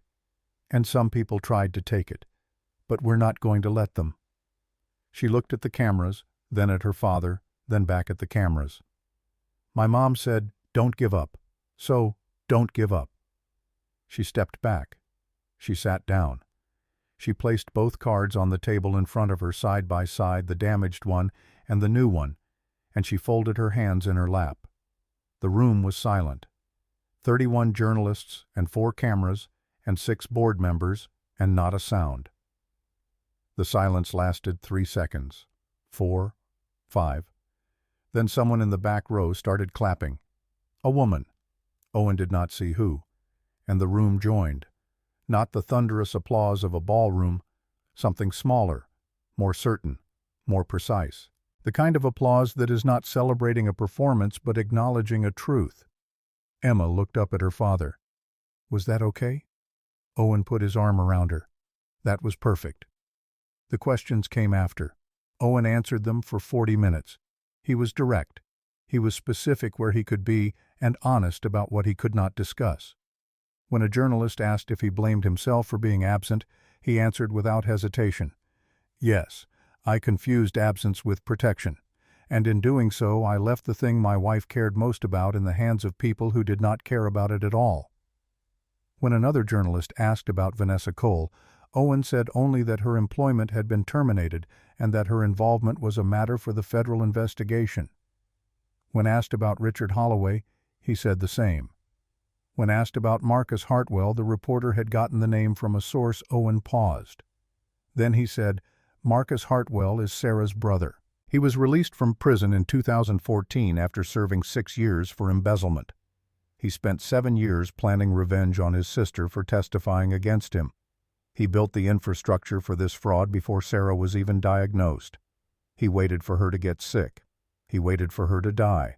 And then he stole from the foundation she built to help children. That tells you everything you need to know about him."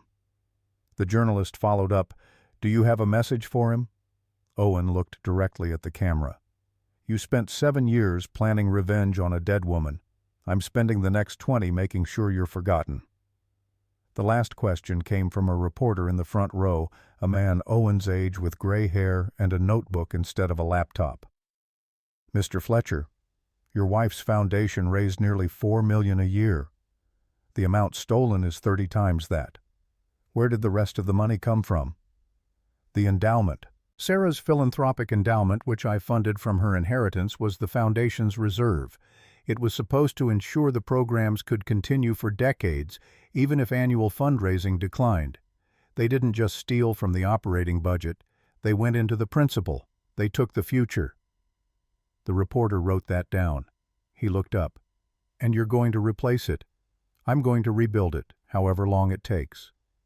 The press conference ended. The journalists filed out. The cameras were packed up. Owen sat at the table with Emma and did not move for a long time. Helen came over and put her hand on his shoulder briefly, then left. Daniel came over and sat down across from him and said nothing, which was the right thing to say. Emma picked up the old card and looked at it. The glitter was almost gone now.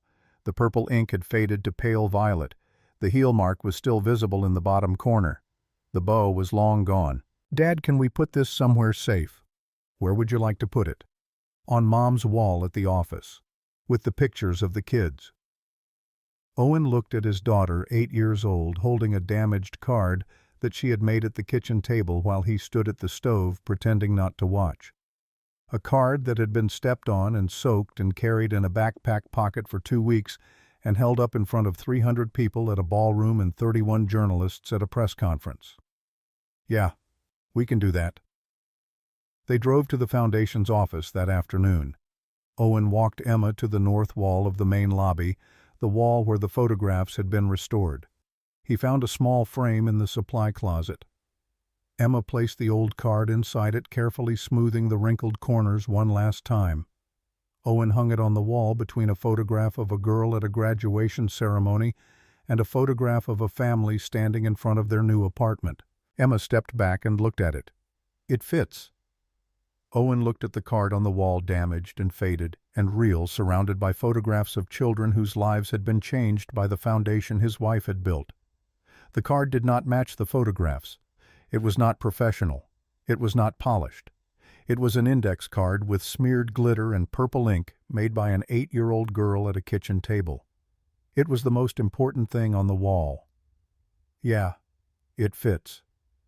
They stood together in front of the wall for a while, father and daughter, and neither of them spoke. Because some moments do not need words. They need only the presence of the people who understand what the silence means. The donations began that afternoon. Not the large institutional gifts, those came later after due diligence calls and board reassurances and legal reviews that moved at the particular speed of organizations protecting themselves from liability. The first donations were small. $20, $50, $100. They came from individuals, people who had watched a clip of a girl in a red velvet dress hold up a damaged card and say, "Don't give up." People who had decided sitting in their kitchens and their offices and their cars in parking lots during lunch breaks that they believed her. By the end of the first day, there were 600 contributions. By the end of the first week, over 4,000. The total passed $2 million before Owen had finished reviewing the foundation's restructuring plan with the reconstituted board. Helen called him Saturday morning. "You should see the donor messages. We're logging them as they come in. Most of them are a sentence or two. Some of them are longer. A woman in Ohio sent $50 and wrote that her daughter had been in transitional housing when she was 7 and that a school supply program had given her a backpack, and it was the first new thing she had ever owned." Owen was at the kitchen table. Emma was eating cereal across from him, reading a book propped against the milk carton. He listened to Helen and watched his daughter turn a page. "Keep logging them, everyone. There's something else.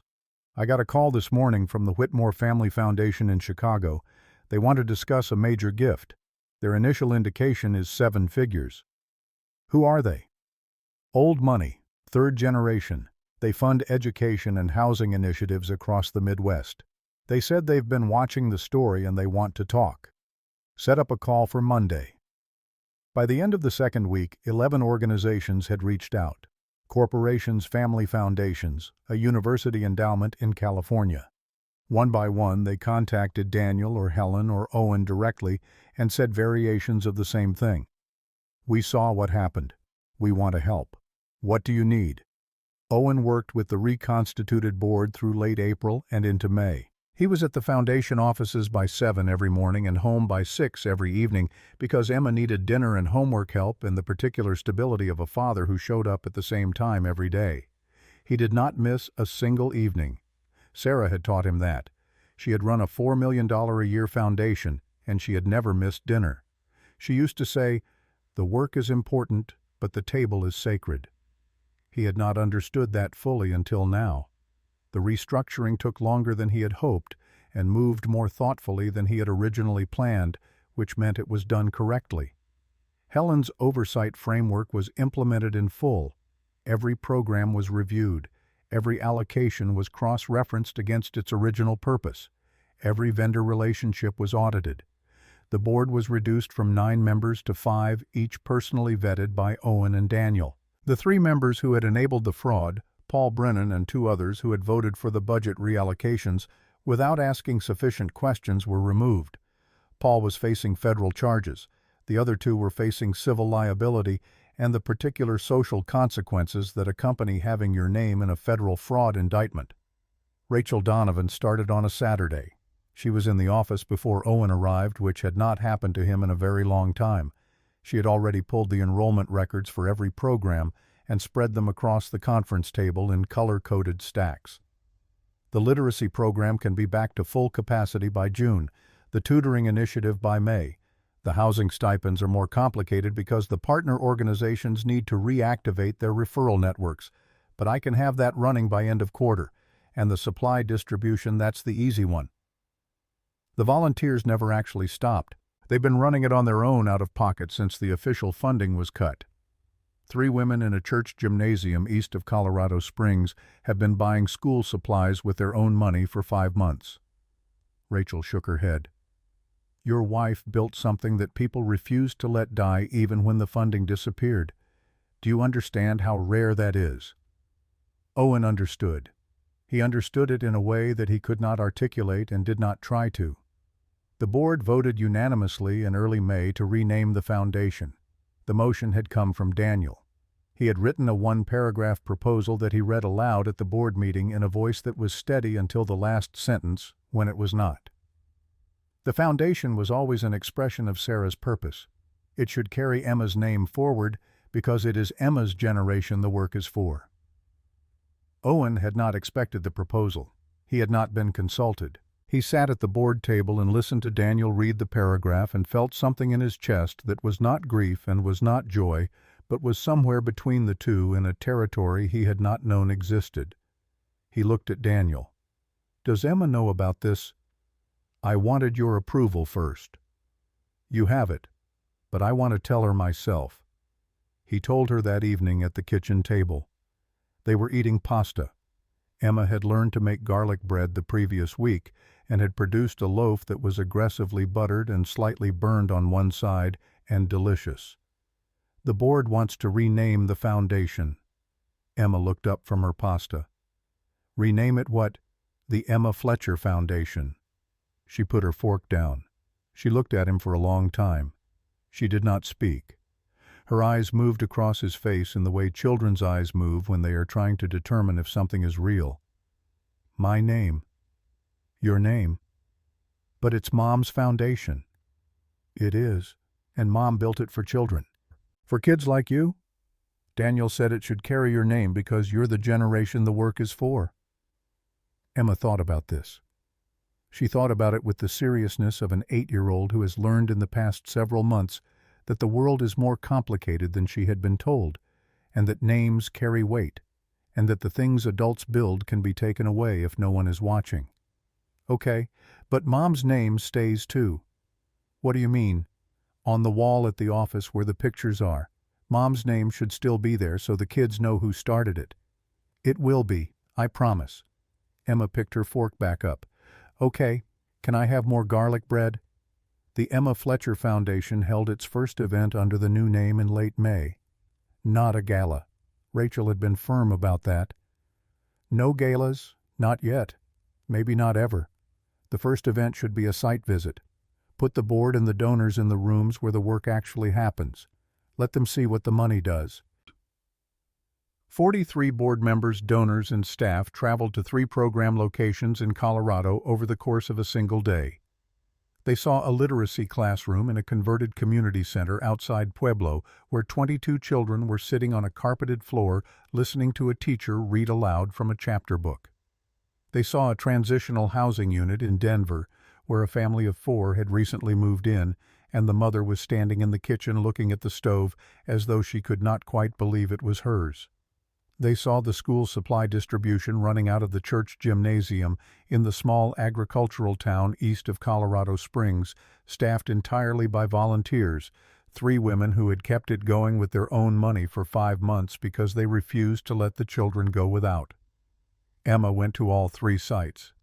At the literacy classroom, a boy around her age approached her after the reading session. He had dark hair and serious eyes, and he was holding the book the teacher had been reading from. Are you the one from the news? Yes. He thought about this.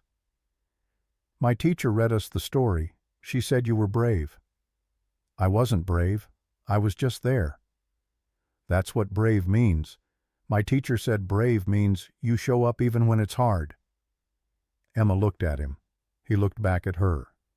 They stood there for a moment in the way children stand when they recognize that they are in the presence of someone who understands what a hard year feels like. What's your name? Miguel. Do you like the reading program? Yeah, I didn't used to like reading, but now I do. The teacher says I'm getting good. My mom started this program a long time ago, before I was born. Miguel looked at the book in his hands. Tell her thank you. Emma's face changed just slightly, a movement around her eyes that was not sadness and was not joy, but was the thing between them. I will. Outside the church gymnasium, the late May sun was warm enough to soften the last of the snow along the fence line. Owen stood with Rachel and watched Emma talking to 2 girls near the gymnasium door. The girls were showing Emma their new backpacks. Emma was examining the backpacks with the same serious attention she had given to the card she made at the kitchen table. She's remarkable. She is. Her mother was too. Owen watched Emma for another moment. Her mother was too. It was a Tuesday in early June when something changed. Small, almost invisible. The kind of change that only happens in a house where grief has been living for a long time and has finally quietly begun to loosen its grip. Emma came into the kitchen before school and found Owen at the stove. He was making pancakes. This was not unusual. Tuesday pancakes had been their tradition since Emma was 4. But Owen was also humming. Something tuneless and absent-minded. The kind of humming a person does when they are not thinking about whether they are humming. He had not hummed in the kitchen in a very long time. Emma noticed. She said nothing about it.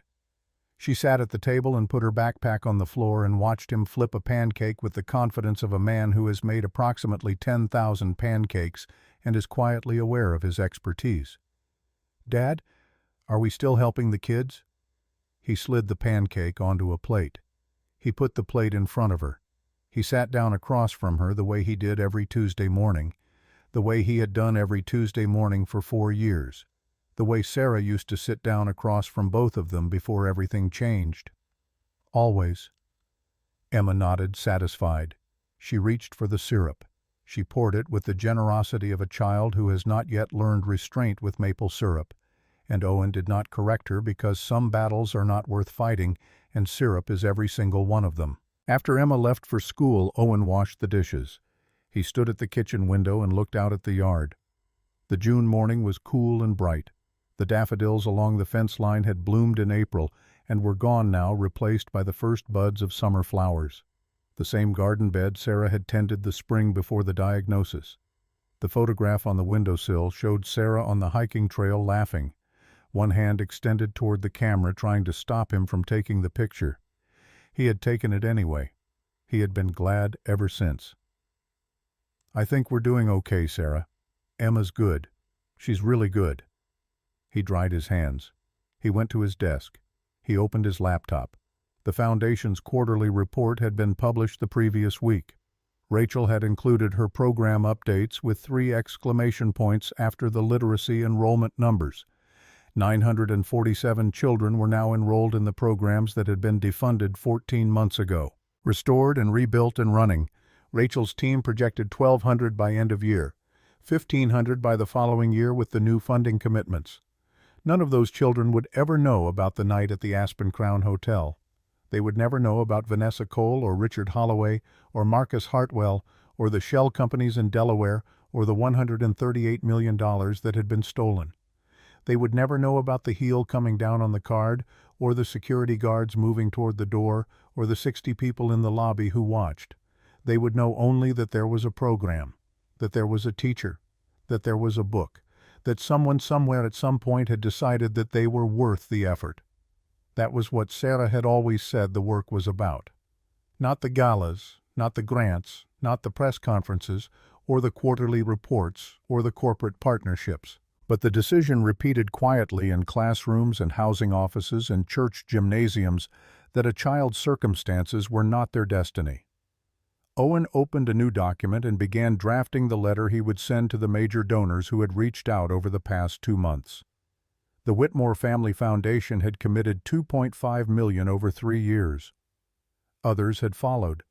The foundation's endowment would not be fully restored for a decade, maybe longer, but it would be restored, and in the meantime the programs would run.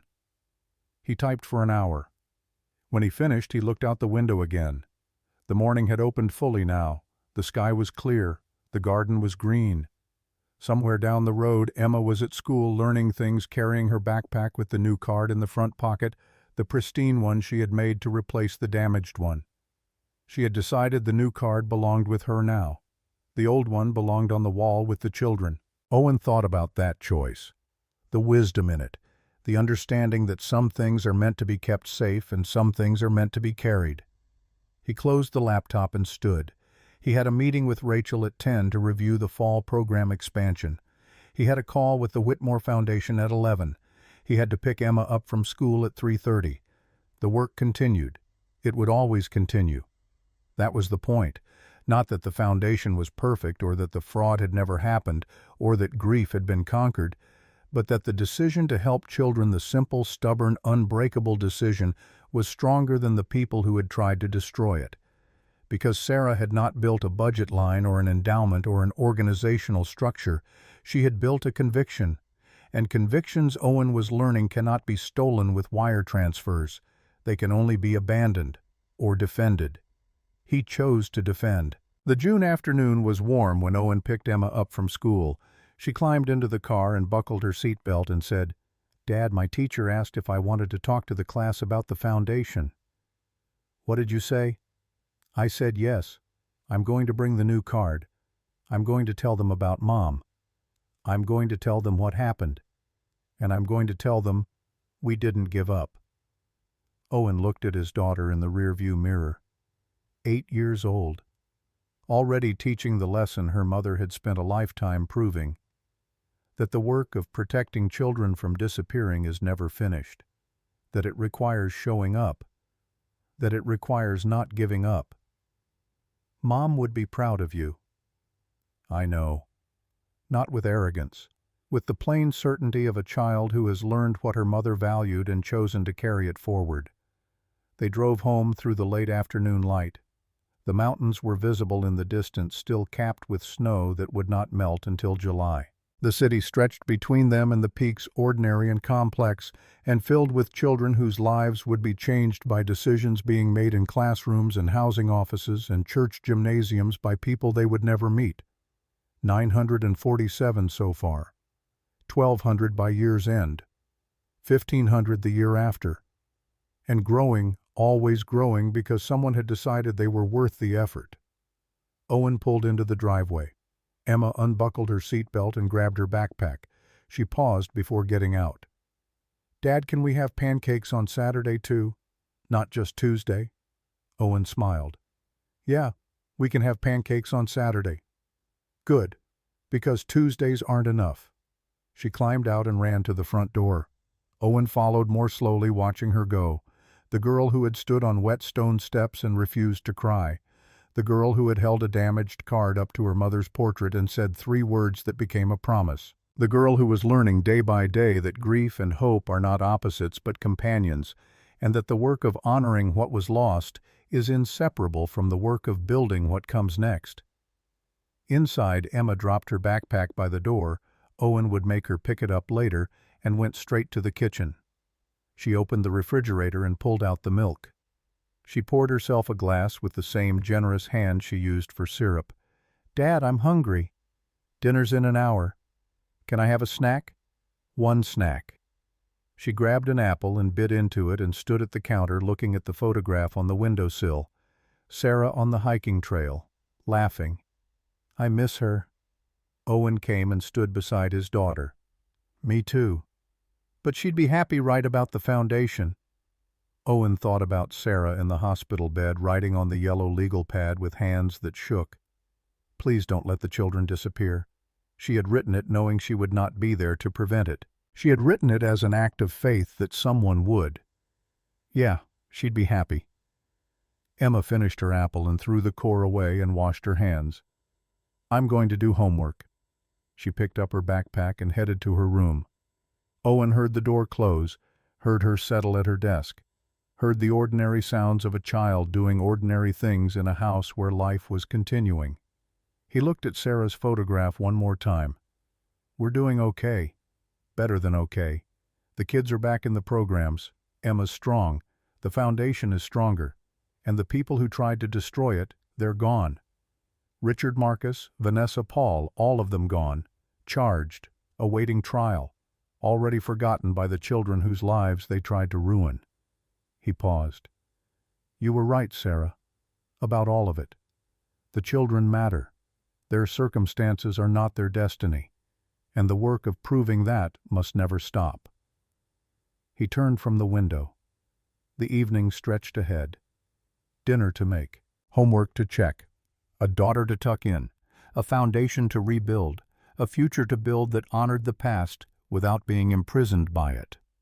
Outside, the June light was golden. The garden was green.